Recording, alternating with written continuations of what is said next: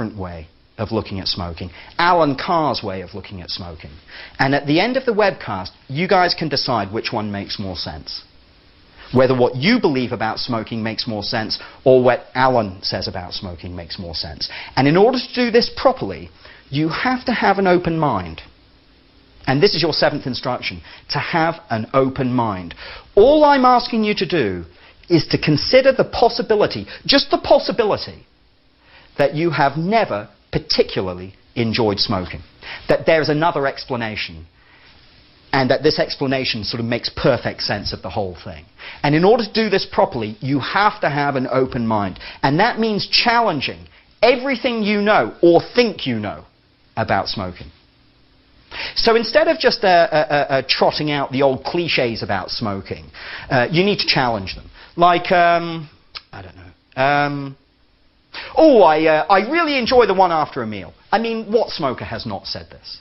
I would say every smoker on the planet has said this thousands and thousands and thousands of times.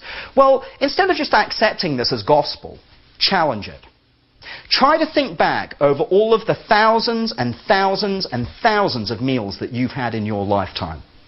And try and think of one occasion where you've sat there and thought, wow, this cigarette is absolutely gorgeous.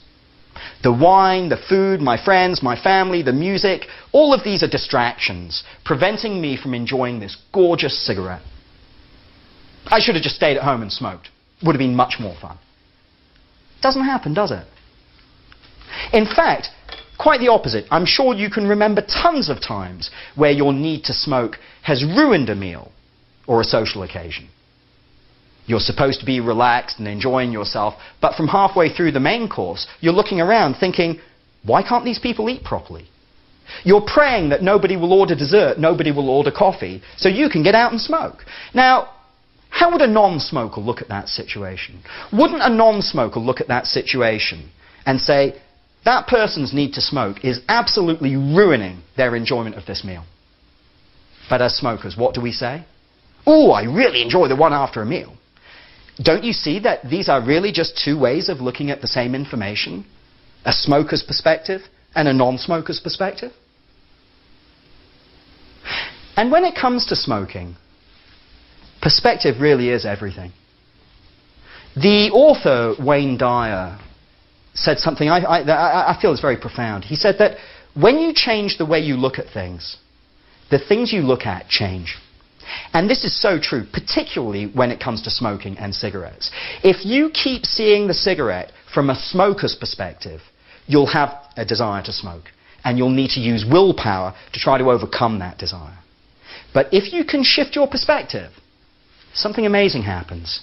If you're prepared to shift your perspective, you'll be able to see smoking the way a non-smoker sees it. And from that perspective, when you see what they see, you'll literally have no desire to smoke. And of course, with no desire to smoke, it doesn't take willpower not to.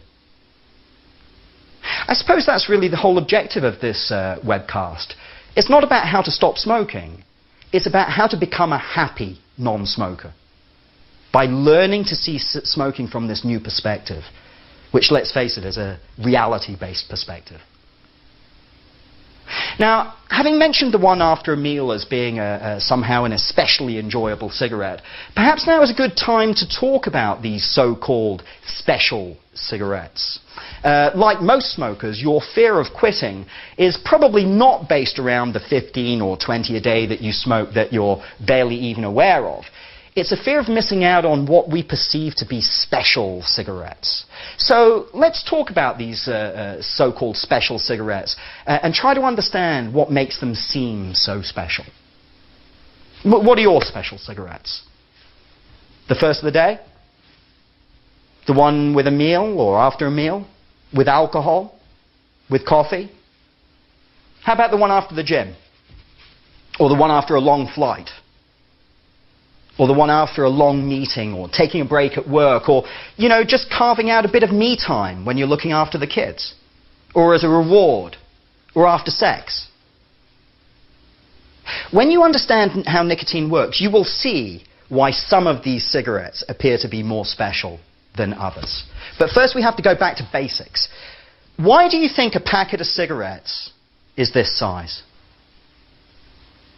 Well, it seems very obvious to me that it's been designed to fit in a human hand, or a human pocket, or a purse. Can you imagine if a packet of cigarettes was this size? It would be a real hassle to smoke. You couldn't fit it in a pocket, you couldn't fit it in a bag. It would be a real hassle to smoke. Now, nothing has been left to chance with the design of a cigarette. The tobacco industry is one of the most research-driven, energetic research companies around. Tobacco companies, basically, I mean, the way they describe cigarettes is as a nicotine delivery device. I mean, this is how the industry themselves describe cigarettes. Now, tobacco companies want smokers really to buy a pack a day, like it's an automatic purchase, like, I don't know, buying a pint of milk, a newspaper, and so on and so forth. So they want you to build it into your regular routine. Now, they figure that you're going to be asleep for around 8 hours, awake for 16. Now, that means that to buy a packet of cigarettes every day, they have to put enough nicotine in each cigarette to make you want to smoke about once every 45 minutes. Some people metabolize nicotine faster than others, end up smoking more than a pack a day. Some people metabolize nicotine more slowly than others, end up smoking less. But the average person's metabolic rate will require them to smoke about once every 45 minutes, which brings you to a pack a day. So back to this idea of special cigarettes. The average smoker will perceive any gap between cigarettes of longer than 45 minutes. They will begin to experience this as mild deprivation. So bearing this in mind, let's look again at these so-called special cigarettes. You can see that many of them, the first of the day, after a break, or during a break, after a long meeting, after a long flight, after a meal, you can see that many of these so-called special cigarettes come after a period of longer than 45 minutes, sometimes a lot longer. Could it be that what we're really enjoying in this situation is not the cigarette, but the ending of the state of feeling deprived that you can't smoke? You see, smokers give the cigarette the credit for making them feel better, but shouldn't they be blaming the previous cigarette for making them feel deprived and anxious in the first place? The so-called special cigarettes that don't meet this 45-minute criteria meet another criteria. These situations, these special cigarettes, are smoked in situations that are enjoyable anyway, whether you smoke or not. And the cigarette is kind of sneaking a ride on the back of something that a non-smoker can enjoy without smoking. So, taking a break, playing golf, drinking alcohol, taking a coffee break, so on and so forth. These are all things that non-smokers can enjoy without the cigarette. So it cannot be the cigarette that is creating the pleasure. So, to summarize, when we look at these so-called special cigarettes, they either come immediately after an extended period of abstinence, in which case what you're really enjoying is not the cigarette, but the ending of the state of needing that cigarette. Or they come at a time when you're doing something that's enjoyable anyway, whether you smoke or not, and the cigarette is kind of sneaking a ride on the back of something that's enjoyable anyway. And the really special cigarettes come at a combination of these times, after an extended period where you haven't been able to smoke, and when you're doing something that you feel is very enjoyable. It's absolutely critical to understand this point. So let me illustrate the illusion of these special cigarettes in a little bit more detail. Let's say that there are two guys, okay? One's a smoker and one's a non-smoker. But apart from this, these guys are absolutely identical in every other way. And let's say these guys work together in, I don't know, say baggage handling out at one of the big airports. So it's tough, urgent, time-sensitive work, but at the same time it's kind of a bit boring, a bit monotonous, and it's tough working conditions. It's baking hot in the summer, it's freezing cold in the winter. And let's say that every couple of hours these guys get to take a break. Now, how do you think the non-smoker would be feeling on his break? Happy, relaxed, content, comfortable, confident? These are words that people would use to describe the way this guy's feeling. Now, how would the smoker be feeling on his break if he wasn't allowed to smoke? Would he be feeling better than the non-smoker? The same?